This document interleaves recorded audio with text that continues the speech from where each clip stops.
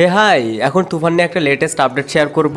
তুফানের title track কবে আসবে, বিশেষ করে তুফানের এই গানটা নিয়ে আমি অনেক বেশি এক্সাইটেড। আমি প্রিভিয়াস একটা ভিডিওতে বলেছিলাম যে গ্যাংস্টার বেসড এই জনরার ফিল্মে গান অনেক ইম্প্যাক্টফুল হতে হয়। যদি সেই গানটা দিয়ে সেরকম একটা হাইপ ক্রিয়েট করতে পারে, গানের মিউজিক, গানের লিরিক্স যদি সেই গুজবামটা নাই দিতে পারে, তাহলে সেই ফিল্মটা যখন আপনি দেখবেন বা সেই গানটা যখন আপনি শুনবেন, যদি সেই গানের সাথে সেই গ্যাংস্টারের ফিলটাই না আসে, তাহলে তার এনজয় করতে পারবেন না। আমরা কেজিএফ এর গানগুলো দেখেছি, পুষ্পার গানগুলো দেখেছি, জওয়ানের গান বিজিএম দেখেছি। এই মুভির টাইটেল ট্র্যাকগুলো যদি দেখেন, এমনিতেই গুজবাম চলে আসে। সো তুফানের টাইটেল ট্র্যাক নিয়ে তো আমি নিজেও অনেক এক্সাইটেড। এখন যে আপডেট এটা অনুযায়ী তুফানের টাইটেল ট্র্যাক এই মাসের 20 তারিখের মধ্যে আসতে পারে। আই মিন নেক্সট উইকে প্রবাবলি আসতে পারে। তুফানের টিজারের ঝড় এখনো শেষ হয়নি, এখনো অনেকেই ভিডিও বানাচ্ছে, এখনো এটা নিয়ে আলোচনা হচ্ছে, এখনো তুফানের টিজার ট্রেন্ডিং এ রয়েছে। আমি কালকের একটা ভিডিওতে বলেছি, রায়হান রাফির যে টিম, যে প্রোডাকশন হাউস থেকে সিনেমাটা হচ্ছে, তারা কোনোভাবেই এই সিনেমার হাইপ পড়তেই দিবে না। তুফানের টিজারের পর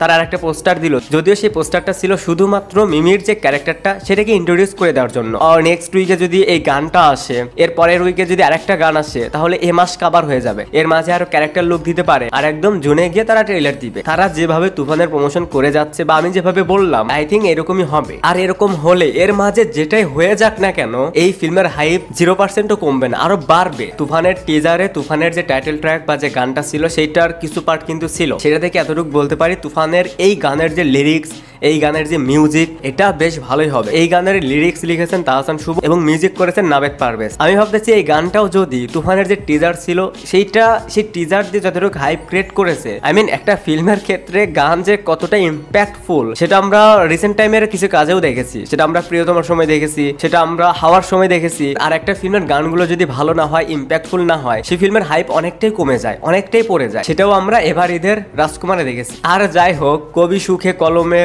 ব্যথা সুখী মলমে, এই লিরিক্স গুলো আর যেন নেক্সট টাইম না শুনতে হয়, সেই দোয়াটাই করি। সত্য কথা বলতে, তুফান নিয়ে যে হাইপ, ভাই আমি আমার মানে যতদিন বাংলা ফিল্ম দেখি, আমার যে বয়স, আমি একটা বাংলা ফিল্ম নিয়ে যে এতটা হাইপ ক্রিয়েট হতে পারে, একটা ফিল্ম নিয়ে যে এতটা আলোচনা হতে পারে, আর আমি আরিয়ান শাকিব খানের একটা ফিল্ম নিয়ে যে এত বেশি পজিটিভ রিভিউ দিতে পারবো, এত বেশি এক্সাইটিং থাকবো। তুফানের আগে তো দরদের কাজ হয়, দরদ নিয়ে এক্সাইটেড ছিলাম, বাট তুফানের মতন নয়। আই থিঙ্ক আমার মতন এরকম অনেকেই রয়েছে যে দরদ নিয়ে এক্সাইটেড, দরদ একটা ভালো কাজ হবে, বাট তুফানের মতন নয়। বা তুফান নিয়ে এখন যে অডিয়েন্সের আগ্রহ, যে এক্সপেকটেশন, সেইটা বাংলার নেক্সট কোনো ফিল্ম নিয়ে কোনো অডিয়েন্সের মাঝে থাকবে কিনা আমার সন্দেহ আছে। রিসেন্ট টাইমে রায়হান রাফির একটা না দুটো ইন্টারভিউ দেখলাম, এবং ভাই তাদের যে কনফিডেন্স, টিজারই যে লেভেলের ছিল, তাদের ভাষ্য মতে চমক আরো বাকি, এর থেকেও বেটার কিছু রয়েছে। মানে টিজারই যেরকম ছিল, একটা টিজার দেখে যে অবস্থা, মানে তুফান জাস্ট সুনামি হয়ে গেছে। ভাই নেক্সট তারা কি দেখাবে সেটা হয়তো আমাদের আইডিয়ারও বাহিরে। আপাতত তুফানের এই গানটা ভালো হোক, সম্ভবত